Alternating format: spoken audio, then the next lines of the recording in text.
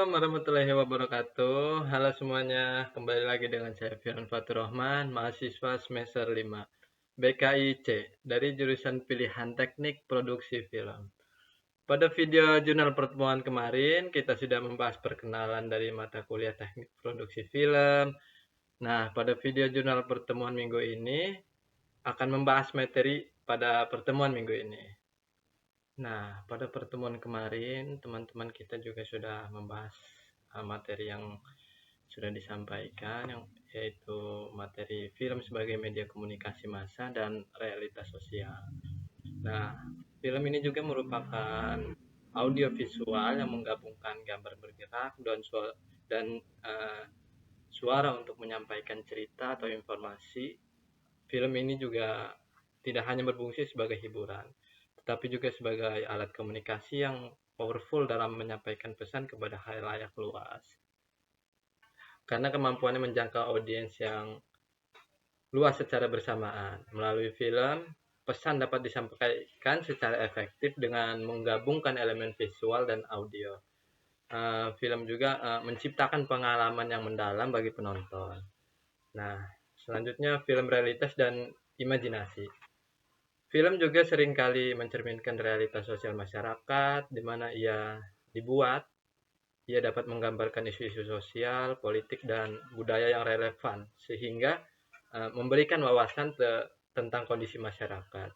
Film juga menciptakan ruang imajinasi, memungkinkan penonton untuk mengalami dunia yang berbeda dan melampaui batasan realitas sehari-hari itu sendiri.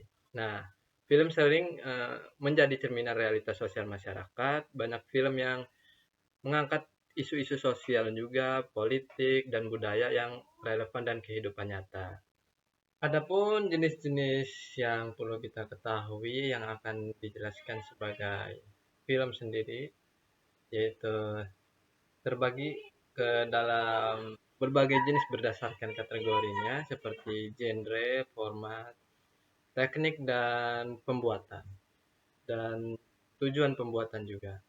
Nah, jenis film berdasarkan berbagai aspek diantaranya itu yang pertama ada film drama, film komedi, film aksi, film horor, film ilmiah, film fantasi, dan yang kedelapan film trailer, film romantis, dan film dokumenter.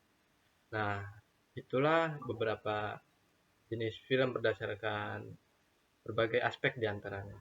Lalu ada jenis film berdasarkan formatnya sebagai berikut, yaitu yang pertama ada film 2D atau 2D.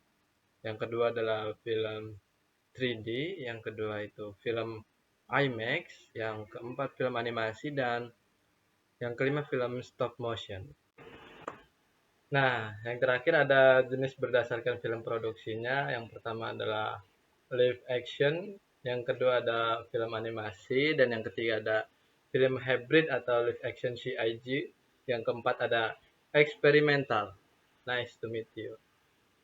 Nah, pada pertemuan kemarin atau tepatnya pembahasan minggu lalu, tidak hanya membahas terkait pemahaman film dan jenis-jenis film saja, melainkan juga memahami mengenai sejarah awal perkembangan film tersebut di Indonesia dan juga di kancah dunia. Nah, sejarah awal perkembangan di dunia dan di Indonesia, sejarah perkembangan film di dunia. Perkembangan film di dunia dimulai dengan sejumlah inovasi teknologi optik dan fotografi yang memungkinkan manusia menangkap dan memproyeksikan gambar bergerak. Berikut adalah tahapan penting dalam sejarah awal film, yaitu yang pertama ada pertemuan prafilm atau Jontrop dan Proxynoscope. Yang kedua ada pertemuan fotografi dan kinestoscope. Dan yang ketiga ada penemuan cinematic crop oleh Lumiere bersaudara, kalau tidak salah di tahun 1895. Yang keempat ada film negatif dan inovasi teknik, atau disebut dengan The Great Train Robbery. Nah, yang kelima ada era film bisu, kalau tidak salah itu di tahun 1900-an hingga 1920.